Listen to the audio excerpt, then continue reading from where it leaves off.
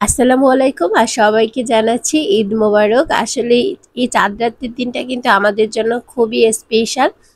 কিন্তু এই স্পেশাল সময়টা আমার শরীরটা হঠাৎ করে বেশ খারাপ হয়ে গিয়েছিল। তারপরও আসলে চাঁদ রাতের দিন কিন্তু একটু সবারই টুকিটাকি একটু রান্না করতে হয়। আমিও কিছু কিছু রান্না করেছিলাম আর আপনাদের সাথে একটু শেয়ার করছি। তো চাঁদ রাতের দিন যেটা রান্না না করলেই নয় সেটা হচ্ছে সেমাই। লাচ্চা সেমাই দিয়ে যেহেতু ডেজার্ট তৈরি করেছি তাই ভাবলাম লম্বা সেমাইটাই রান্না করি। আর লম্বা সেমাইটি কিন্তু দুধটা একটু ঘন করে রান্না করলে খুব খেতে ভালো লাগে। আপনারা যারা যারা এই লম্বা সেমাইটা পছন্দ করেন না তারা দুধটাকে একদম ঘন করে তারপর একটু রান্না করবেন। আর সেমাইটাকে অনেক বেশি জাল করবেন না।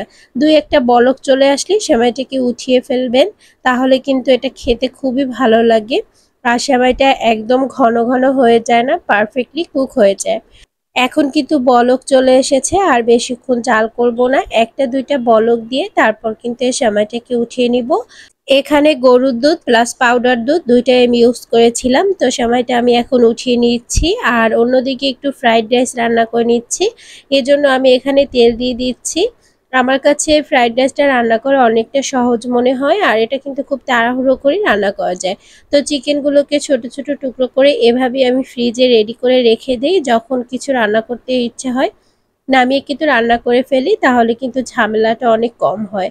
এখানে একটু মরিচের গুঁড়া, একটু হলুদের গুঁড়া দিয়ে দিচ্ছি, আর আমি এখানে দিয়ে দিব হচ্ছে গোলমরিচের গুঁড়া।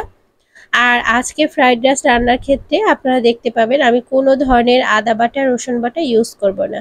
চিকেন দিয়ে রান্না করব তারপরে ইউজ করব না, কিন্তু ফ্রাইড রাইসটা একদম দোকানের মতো খেতে হবে।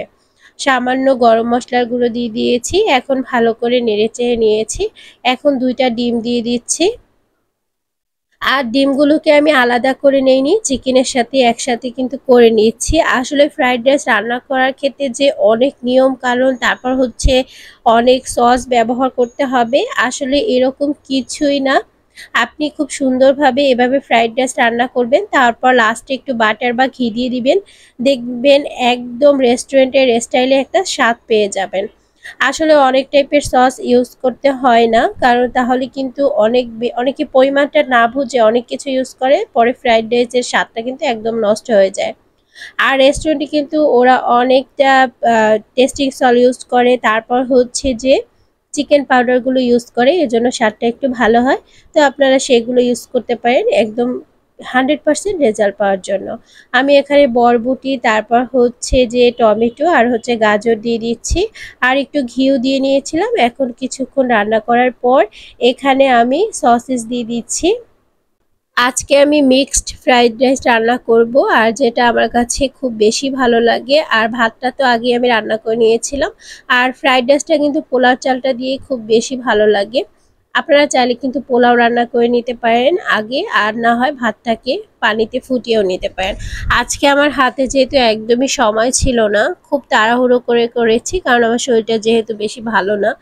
তো এই জন্য আমি কিন্তু ভাতটাকে ফুটিয়ে নিয়েছিলাম, তারপর এখানে একটু ছেঁকে রেখে দিয়েছিলাম। এখন এই পর্যায়ে দিয়ে দিচ্ছি, আর এখন এই পর্যায়ে আমি ঘি দিয়ে দিচ্ছি। আর এই ঘিটাই কিন্তু আপনার ফ্রাইড রাইস থেকে সুন্দর একটা ফ্লেভার নিয়ে আসবে।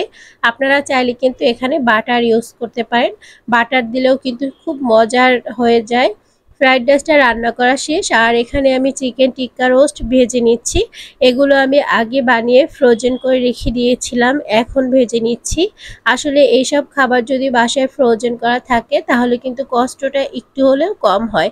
যেমন আজকে আমার শরীরটা একটু খারাপ ছিল, কিন্তু এগুলো যেহেতু আমি 2-3 দিন আগেই বানিয়ে রেখেছিলাম, আমার কষ্টটা একদমই কম হয়েছিল। এখন আমি এগুলোকে ভেজে নিচ্ছি। যারা রোস্ট খেতে পছন্দ করেন না তারা কিন্তু এই চিকেন টিক্কা রোস্টটা খেতে পারেন, এটা খেতে দারুণ মজা। আমার চ্যানেলে এই রেসিপিটা কিন্তু দেওয়া আছে, এজন্য রেসিপি আমি পুরোপুরি আপনাদের সাথে শেয়ার করে নিই। এখন ভালোভাবে ভাজা হয়ে গেছে, একটু লাল করে ভেজে নিচ্ছি। আর একটা একটা ভেজে নিচ্ছি, একটা উঠিয়ে নিচ্ছি। সব খাবারগুলো পরিবেশন করেছি, আরও অনেক কিছু রান্না করেছি যেগুলো ভিডিও দেইনি। যেটা যেটা ভিডিও করেছিলাম সেটাই দিয়েছি। তো কেমন লেগেছে আজকের ভিডিও অবশ্যই কমেন্ট সেকশনে জানাবেন। ভালো লাগলে লাইক শেয়ার কমেন্ট করবেন। সবাইকে ঈদ মোবারক জানিয়ে আজকে এখানেই বিদায় নিচ্ছি। আল্লাহ হাফেজ।